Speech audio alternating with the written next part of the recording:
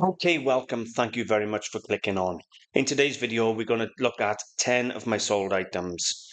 These are real gems, all of which I found in junk boxes, under tables, at car boot sales, or in charity shops. Now, what makes today's video different from my usual haul videos is today you get to see the sold price. You get to see what I bought and what I sold for, and we'll have a little chat about the item, how long it took to sell, things like that. If you're new to the channel, welcome aboard. We've had a few hundred new subscribers this week, so I'd like to thank you all and hope you find my channel interesting, but most of all, helpful. I'm Walter O'Neill, founder of AntiquesArena.com and this educational channel on YouTube, Antiques Arena, where I talk about everything relating to antiques, entrepreneurship, and business. So, should we get started with today's video? In today's video, there's going to be quite a lot of Oriental items. It's just been one of them weeks, I suppose, where a lot of Oriental sold. So we're going to start off with an 18th century Chinese porcelain Yongzheng or Yongchen period plate.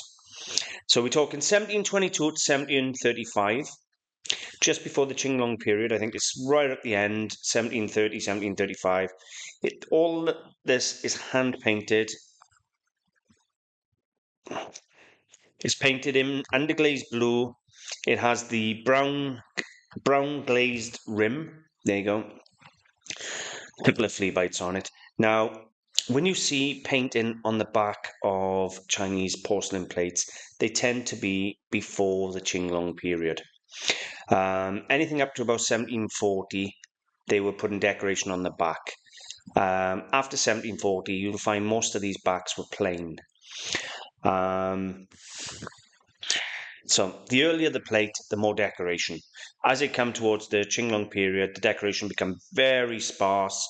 At the end of the Yongzheng period, you'd find it like this, and then into Yongzheng, where there is literally blank at the back.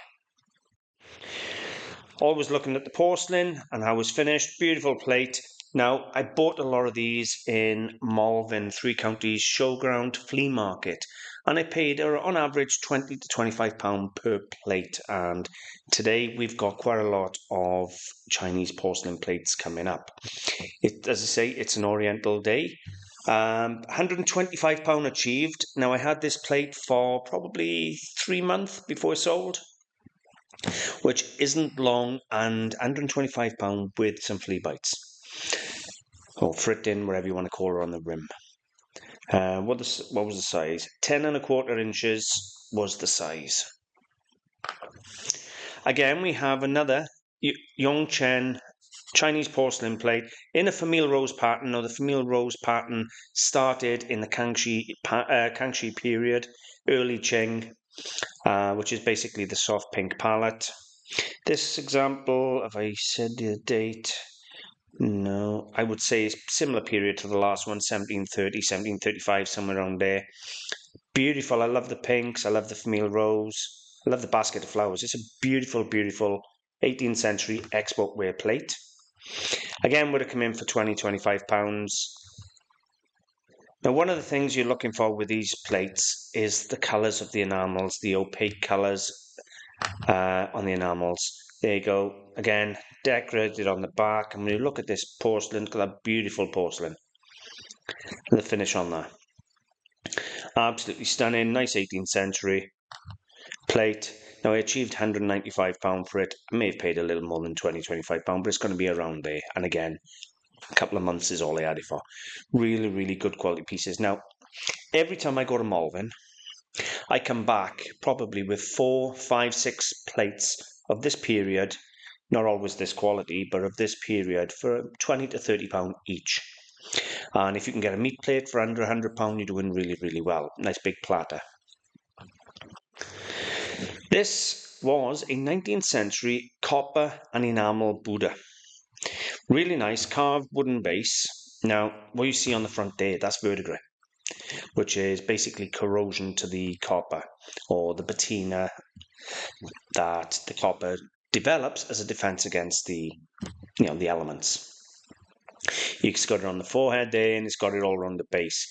But it's very important, unless you know exactly what you're doing, first of all, don't clean the item, because if I'd cleaned that copper off, I would have had to repolish all of the copper for it to match. Otherwise, it'd have had just a clean spot on the head, which would have looked worse than the verdigris. So I never clean the metalware, and in all honesty, whether I'm selling it or whether I'm keeping it, I don't clean it. If you buy something like this and you decide for your own personal preference, you're happy to clean it and you don't care about devaluing it, that's up to you. But if you're looking to sell on, if you're a reseller, because that's what my videos are about really, is about inspiring you. If you're a reseller, things you can look out for, chuck on eBay or chuck on your own website. I've just shown you in one of my latest videos how to get a website 100% free, cost-free, risk-free.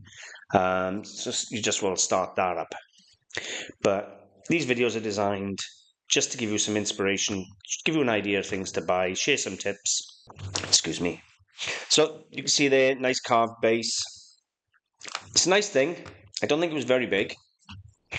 Where are we at? 6 inches, something like that? No, 4.5 inches. And I achieved £95 for it. Really nice thing, really unusual. And I believe it was a 19th century one. If you're looking for porcelain Buddhas, one of the ones you want to look out for is the ones with the brick pattern. They got the hand-painted brick pattern around the robes. That's what I call it. It looks like red house bricks.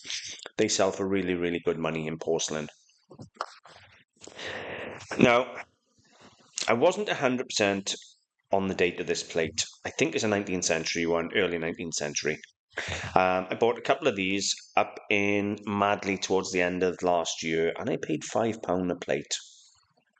Sold them both, but not in the same week. This one sold £95. The buyer received this one, then come back and purchased the other one, and you have some boys playing. It's all hand painted. I love how lifelike the boys are. They're not all in the same pose, all facing the same way. You've got one lying down, another one. I'm not even sure what they're all doing, to be honest with you. But it's a nice, nice plate. As I say, it cost me a fiver. I would say it's 19th century. Comfortably looking at that, it's a 19th century plate. So yeah, I'm comfortable with that. It's at least early 19th century. And what was it? 9.5 inches in diameter at £100 achieved. I say, it's quite a lot of Oriental in this week's sold list. But a lot of this went to one buyer. Bought one, come back, bought another, come back, bought another. So yeah, this one is a Guangzhou Famille Rose porcelain dish. Now, when I bought this, it was thought it might have been only 5 colours, or early Kangxi. Anyway, really, really nice dish. Love it, fully hand painted.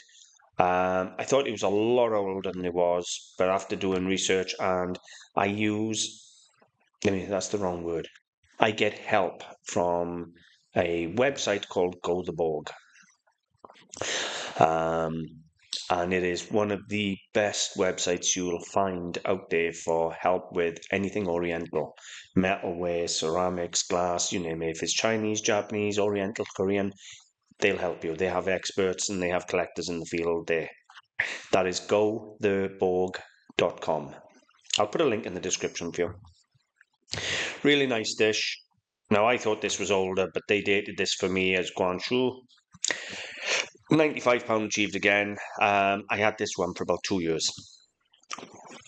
Maybe a bit more. For no other reason than it was one of my research pieces. Because when I started learning Chinese porcelain, I thought there's no way I can afford the pieces that people were selling. People were asking, £50 for this, £100 for that. You can't do it. When you have no knowledge, the best thing you can do is go out and buy broken pieces. And the amount of bowls or half a bowl or half a plate I bought, shockingly, or plate broken into 10 pieces, and I glue it back together to look at the enamel colours and things. That's how I bought it to learn. I probably spent £1,000 or £2,000 just on broken pieces of Chinese porcelain, just to get a feel for the porcelain, the glaze, the colours of the enamel, everything. And this one was one of the pieces I bought very early on. I think I paid about £15 for it. As I say, I thought it was earlier than it was, but it turned out Guangzhou, nice thing. and £95 again. This one is a nice Japanese Happy Buddha. It was a big piece, was it? No, 6.5 inches tall. That's all. I thought it was the big one. I've got a couple of these, or had a couple of these. Nice thing. The photographs do help. I do a good photograph. And so we've got Japanese porcelain, hand painted, Happy Buddha. There you go, mark to the base. This texture here is like it's been sat on like some sort of gauze or something for the firing, maybe, I'm not sure. There's the mark. Anyway, again, I think this sold within 3 weeks, 2 or 3 weeks of having it. I've put it down as 19th or 20th century Japanese figure. It could have been either, it could have been early 20th century. However, it didn't last 2 minutes and it went for £95. When I said about meat plates earlier, they're using a perfect example. This is a platter, 18th century Qianlong period, and you have a couple of pheasants, I think they're pheasants or peacocks or something, on the mound there, some rocks, some flowers. Nice thing. What you're looking for with these a lot of the time is the backs. Look at that. You've got the same colour wash on this back that you get on the rims of the 18th century feet. I don't know whether it's like a wash they put over it, like a glaze or something, but that's the colour. It's almost like a skin tone colour. That's the colour you were looking for on 18th century export porcelain. Well, certainly of the early 18th century anyway. It starts getting whiter as you come onto the 19th century, but the skin tone in the 18th century, certainly. Nice platter. This was about 30 centimeters, something like that. 27 by 19 centimeters. I achieved £225 for this. Now, the value of these changes depending on the pattern. Plain and simple. The pattern dictates the value, as does the size. But I bought a lot of these in. Again, that would have been a £30, £35 buy, and I've achieved £225.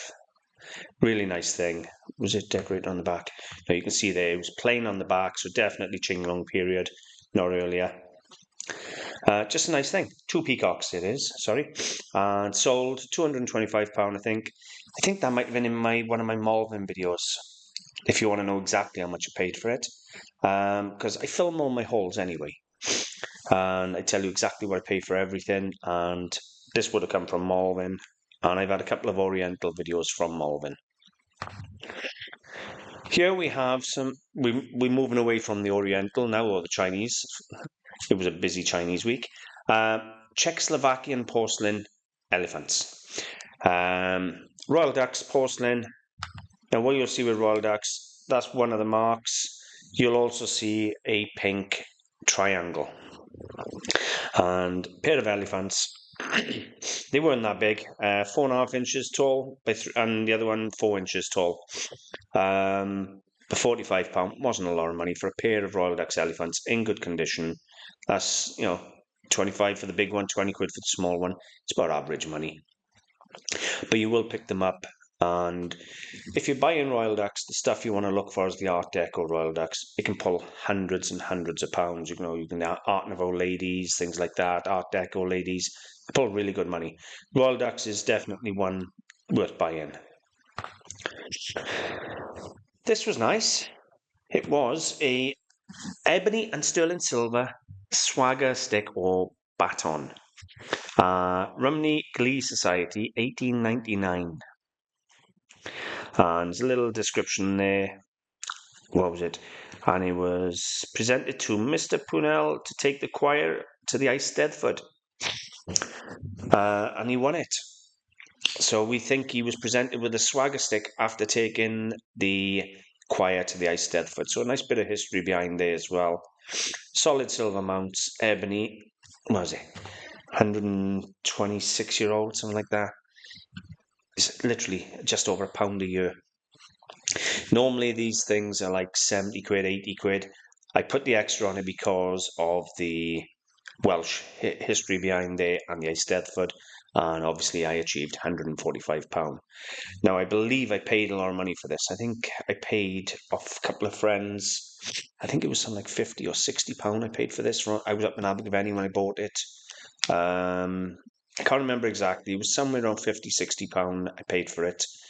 But yeah, really, really good buy. Nice thing. And 145 sold. Wedgewood. Wedgewood is among the products I put in the videos of things not to buy. Believe it or not, yeah. There's only two ways I sell Wedgewood. Either in a group or if it is the multicolored. Now, what I mean by multicolored, they're all multicolored. You've got blue, green, and orange. But if you can get all the colors on one piece, then you can still pull hundreds and hundreds of pounds for Wedgewood. Or Josiah Wedgwood started the Wedgwood Jasperware in the 18th century. If you can get some early pieces of Wedgwood, 18th to 19th century pieces, I'll buy those. But this 20th century Jasperware, it doesn't sell. You can buy pieces of Jasperware for £2 or £3, £4, £5 each. Right, very, very low money. The clock was the money piece in this one. It was a big clock. But normally I'd get a fiver each on the pots and the vase. That's what I normally get. So you're talking £20 to £30 for the 4 pieces, and the rest come on the clock. I will sell it by group. But when I'm selling it by a group, what I generally do is I'll pick 10 pieces up or something like that, and I'll say, all right, well, I want £3 or £4 a piece across the board, so I'll chuck around for 45 quid, 50 quid for the 10 pieces. It doesn't sell very easy. It takes a long time to sell, but you can buy it at car boot sales for £1 a piece. So if you pick 10 pieces up, like the heart trinket box and things there, at £1 each, you're going to get £4 or £5 a piece and sell them as a job lot. So you're only dealing with one customer and one parcel. There we. I just want to show you the Wedgwood mark. I'm sure I'd have a mark on you somewhere. No, I don't even think I photographed the mark. Look at that. How lazy was I on that one? I normally photograph the mark. You can see I'm not shy on photographs, was it? 2, 4, 6, 8, 10, 12, 14, 16, 17 photographs, not one of the mark. That's me slipping, that is. Showing, when you do your listings, it's very important. Show your full product, show any close-ups of any details, show any damage, and show maker's marks is extremely important. And there's me, I've sold the item, £65 for the group, and I haven't shown the maker's mark. But again, it's not something I jump up and down with.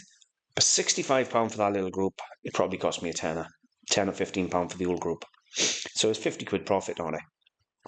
And if I can do that and it's coming in for next to nothing, I will. Or if I do house clearances, what I tend to do if I do house clearance, I'll put all the Wedgwood into one little group. I'll put all the Spode and Copeland and things like that into other groups. Same with Crystal. I'll put Crystal aside. And then once I build up enough of it from house clearances or auctions or car boot sales, then I'll put it out as a job lot. It doesn't matter to me if it sits in a box or shelf while I build a group. So there's 10 very, very real items I've sold through my website, commission-free. Now, I pay a credit card handling to PayPal, something like 1.5%, 2%, something like that. But I don't pay any commission on the sales at all. There is hosting costs for websites, around 20 quid for a starting website, something like that, small. Mine's dearer because I have an enormous website. I've got some like 60, 70,000 images, 6,000 products, 10, 12, 16 images on some, as you just saw. Multiply that, there's 60, 70,000 images on the website. I got blogs and so forth. So mine's a big, big website. But if you're having a little website, I've shown you already, you can have one built for free. Then you can sell your products. If you have an eBay shop, I don't know what it is now, but we, as a seller, business seller, we used to have to pay for a shop, and you'd get some like 250 listings or 300 listings free with your shop subscription. I got 6,000 listings. So I'd pay for the shop, I'd get the first 253, or let's even say 500 free. Then I'd be paying for the other 5,500 listings. So I'm saving a fortune just on the listings being on the site. But I pay no commission on the sales, and there was a lot of sales there. You work out 10 items, I bet it was £1,000 worth of sales just in them 10 items there. And as I say, no commission. 1% to PayPal, or 2% to PayPal to handle credit cards. That's if they're credit cards. And you can take Czech, you can take instant bank transfer, and they're free, things like that. You don't have to take PayPal. But just an example of some of the things I've sold through the website, and well, give you an idea of things to buy and look for. Oriental is hot anyway. Has been for quite a few years. That's why I started learning it.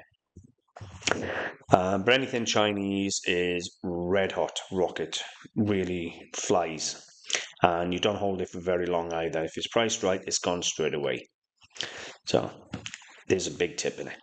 If you get into the market new, then I suggest you start learning Oriental straight away as your first topic.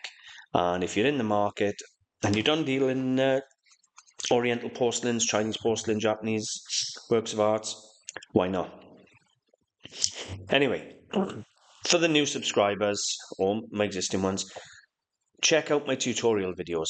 I've got hundreds and hundreds of tutorial videos, all designed on business, entrepreneurship, and just sharing general tips. Hopefully you've enjoyed today's video, and if you're new to the channel and you got this far, thank you very much. And for all the people that support me regularly anyway, honestly, I can't thank you enough. And I will see you all soon. Don't forget to visit the website antiquesarena.com and subscribe if you haven't. Thank you very much.